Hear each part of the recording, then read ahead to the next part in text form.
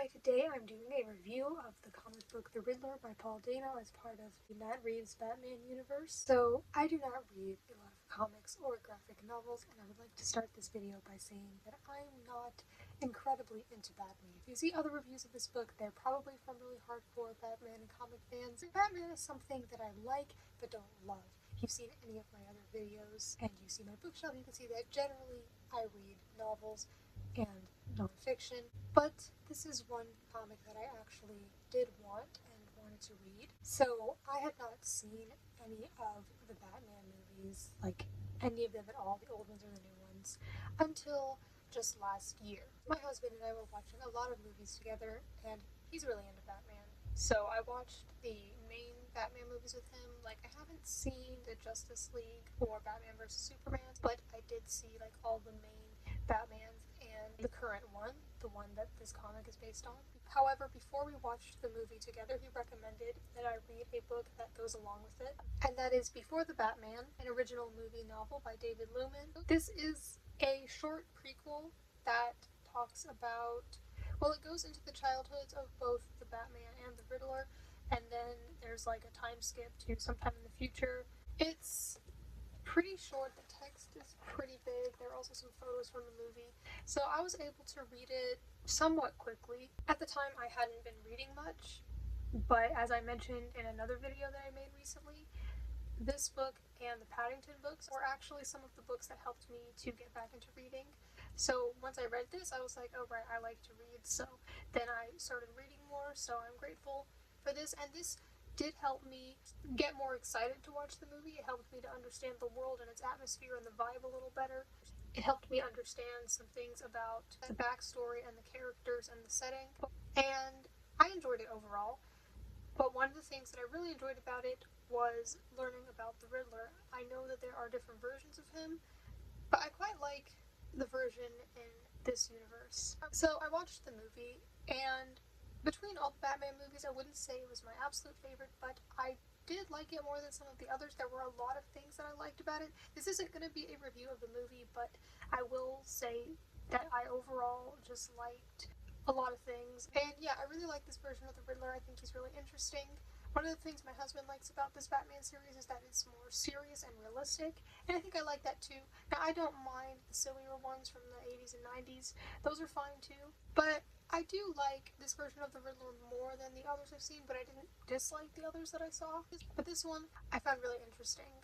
I found him somewhat relatable. I mean, I'm not going to do the things that he did, but there were some things I could understand, especially getting into his backstory with that novel and now in the comic that I'm going to get to talking about. And I like little things about the movie, like how he would use greeting cards, because I really like greeting cards. I like to send cards and letters to people, and just like all the puzzles and stuff. And I just thought it was really interesting the way that he was done and the way that he did things, especially because, and I've gone over this in some of my other book reviews, I'm not super into action scenes, which is perhaps one of the reasons why Batman is not like one of my favorite things ever. They're okay, but like fighting and car chase scenes I usually am not super into. But that's one of the things I like about this particular villain is you never really see him like fighting in hand-to-hand combat with Batman. It's always more of some sort of suspenseful moment where he will kill someone. And I like the way those moments were done in the movies, or it'll be something different, like he'll get someone else to do something, but there will be like this intricate system involved. So I quite liked that character and found him pretty interesting. They also made this version of the Riddler a Twitch streamer or something, which was pretty funny. Like, before watching the movie, my husband was unsure if I was going to like it. He was like, I don't know, I mean, it's not funny at all. And I was like, well, I can enjoy it even if it's not funny. But I was laughing at the Riddler being basically a social media influencer.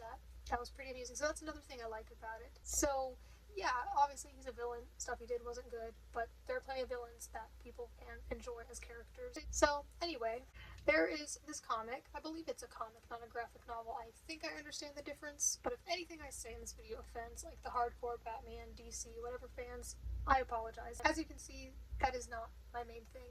This is a booktube channel. Sometimes I might talk about other things, but ultimately this is a book that I was interested in reading.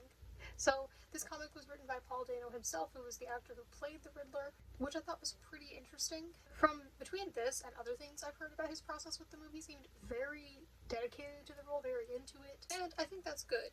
I think that's admirable. While this did have Edward Nashton / the Riddler's perspective, it was in third person for one, which can still get really personal, still got into his thoughts and stuff. But this, I'd say, was more first person. I don't know of many other books that are about a fictional character where they're written by the actor who plays them or anything like that. So if you know of any other things like that, do let me know, because I thought this was a pretty interesting concept. At the moment, I haven't seen anything else that Paul Dano is in except for Swiss Army Man, which I really like. In fact, I say it's one of my favorite movies. I saw that one a little bit after watching The Batman, but I definitely would like to watch more of his movies. I just don't watch movies a lot right now. I was earlier last year, not so much recently, but I'm open to it in the future. So if there are any particular ones that you think I should watch, let me know. So this specifically is called The Riddler Year 1. So this goes over pretty much like into his adult life. I mean, there are some flashbacks from his childhood, but it's mostly taking place in the time, like, right before he starts doing the events in the movie. So the stuff leading to that, and how, like, his thoughts and feelings about the things around him and the world and the particular city he lived in and the corrupt things going on there, and how he wanted to work with Batman, and how he put together some of his ideas and stuff, and the things leading up to what he ends up doing in the movie, but not really anything beyond that. Yeah, it goes over some things about the plan that he had. And so this review is from the perspective of somebody who is not a huge Batman fan. However, I will say that I really enjoyed reading this. For one, I think that the art is fantastic. I really like the color schemes going on. It fits in with the atmosphere and vibe of the movie, but it's still pretty colorful and it's really unique. A lot of it will be like Edward's like journal entries or things written on his papers that he does at work. Sometimes there will be things where you gotta like turn the book around because it's like written in a spiral or upside down, things like that. Usually it was pretty normal, but it was pretty unique. Like, it wasn't all just one standard comic format, which would have been fine. I think that's what I was expecting. But there was a lot of unique stuff in there. So yeah, the art, colors, and all those things definitely fit in with the Matt Reeves Batman universe. As for the writing itself, I thought that that was really good too.